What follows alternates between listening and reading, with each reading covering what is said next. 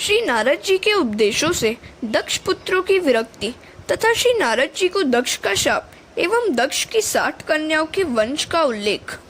जब दक्ष के सभी पुत्र प्रवृत्ति मार्ग की ओर से भ्रष्ट हो गए तो उन्होंने 10,000 पुत्र और उत्पन्न किए।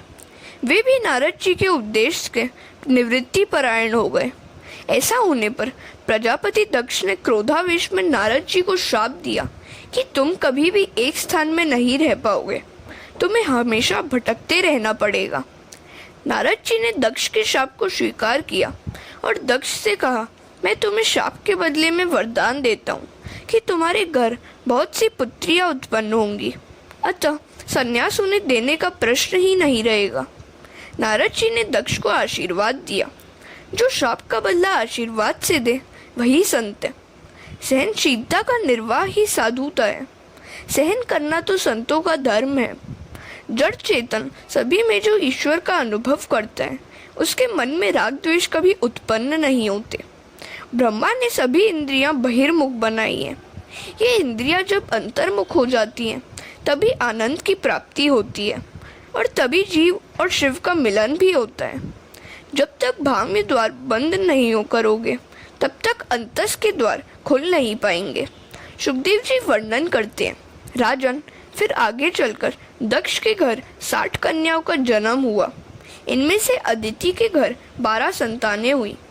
इनमें से एक का नाम था त्वष्टा। इस प्रजापति त्वष्टा के पुत्र उत्पन्न हुआ विश्वरूप। बृहस्पति द्वारा देवताओं का त्याग और विश्वरूप का देवगुरु रूप में वरण। एक दिन जब इंद्र सिंहासन पर बैठे हुए थे तो वहाँ बृहस्पति आए। अपने और सारे देवों के गुरु बृहस्पति का आगमन हुआ, फिर भी इंद्र ने आसन से उठकर उनका स्वागत नहीं किया। बृहस्पति मान की अपेक्षा रखते हैं, धन की नहीं। ऐसे अपमान के कारण बृहस्पति ने देवों का त्याग किया और इंद्र को श्राप दिया कि तू दरिद्र होगा। संपत्ति के मद में शुद्ध बुद्ध और ज्ञान भान भूला हुआ व्यक्ति दरिद्र होने पर ही सयाना होता है। दैत्यों ने तो इसे शुभ प्रसंग माना और देवों के साथ युद्ध शुरू कर दिया। उन्होंने स्वर्ग जीत लिया। पराजित देवगण ब्रह्मा के पास पहुंचे। ब्रह्मा ने देवताओं को कड़ा उलाना दिया क्योंकि वह पराजय तो उस ऋषि के अपमान का ही फल था। उन्होंने ऋषि ब्राह्मणों की सेवा करने का आदेश देते हुए कहा, किसी ब्रह्मनिष्ठ ब्राह्मण को गुरु मानकर उसे बृहस्पति का आसन दो। देवों ने पूछा, ऐसा ब्रह्मनिष्ठ ब्राह्मण कौन है? ब्रह्मा ने कहा, प्रजापति त्वष्टा का पुत्र विश्वरूप ब्रह्मनिष्ठ है। विश्व यानी जगत, विश्व यानी विष्णु भगवान। विश्व के प्रत्येक पदार्थ में जो विष्णु का दर्शन करे वही विश्वरूप है।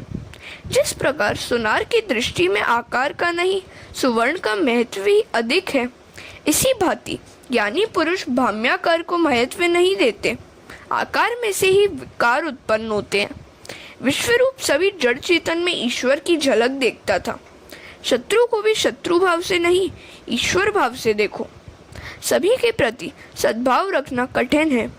मार्ग में किसी सौभाग्यवती नारी का दर्शन होने पर तो लक्ष्मी जी की भावना मन में उत्पन्न हो जाएगी, किंतु विधवा मिल जाए तो झुंझलाहट से आंखें फेर लेते हैं। वे यूं नहीं सोचते हैं कि विधवा भी तो गंगा के समान पवित्र है। विश्वरूप ब्रह्मज्ञानी तो था ही, ब्रह्मनिष्ठ भी था। ब्रह्म दृष्टा से ही ब्रह्म उपदेश कर सकता है। इसी ब्रह्म रूप के सहारे देवों ने दैत्यों का पराभव किया। दैत्य कौन है? काम क्रोध आदि ही दैत्य। ब्रह्मा के आदेश से देवगण विश्वरूप के पास गए। उन्होंने देवों को नारायण कवच प्रदान किया। इसी के सहारे देवों को अपना राज्य फिर प्राप्त हो गया, जो उन्होंने बृहस्पति का अपमान करके गवाया था। नारायण कवच से समर्थ होकर इंद्र ने असुरों की सेना को पराजित कर दिया। योद्धा संग्राम में जाते हुए लोहे का कवच बख्तर धारण करता है। इसी प्रकार नारायण कवच मंत्रात्मक बख्तर है। इस मंत्र का जप करने वाले को चाहिए कि वह पहले अड़ंगन्यास करे, करन्यास करे। शरीर के प्रत्येक अंगों का न्यास करके इस मंत्र का जप करना है, जो नारायण कवच कहलाता है। जल के अंदर रहने वाले जलचर जंतुओं से और वरुण के पास से मत्स्य मूर्ति भगवान मेरी रक्षा करें। माया से ब्रह्मचारी रूप धारण करने वाले वामन प्रभु भूमि पर भी मेरी रक्षा करें। आकाश में विश्व रूप त्रिविक्रम प्रभु मेरी रक्षा करें। तेनेव सत्यमानेन सर्वज्ञो भगवान हरि पातु सर्वे स्वरूपेर्न सदा सर्वत्र सर्वगः। यह बात निश्चित रूप से सत्य है।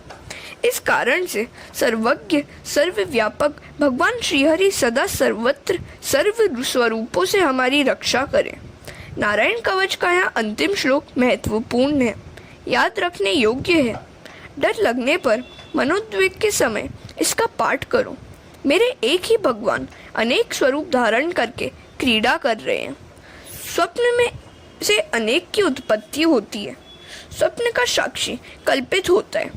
जागृत अवस्था में जो कुछ भी दिखाई देता है वह सब एक में से ही निष्पन्न हुआ है। जब तुम ऐसा मानोगे कि सारा जगत ईश्वर रूप है, तभी तुम निर्भय हो सकोगे। हरे कृष्ण।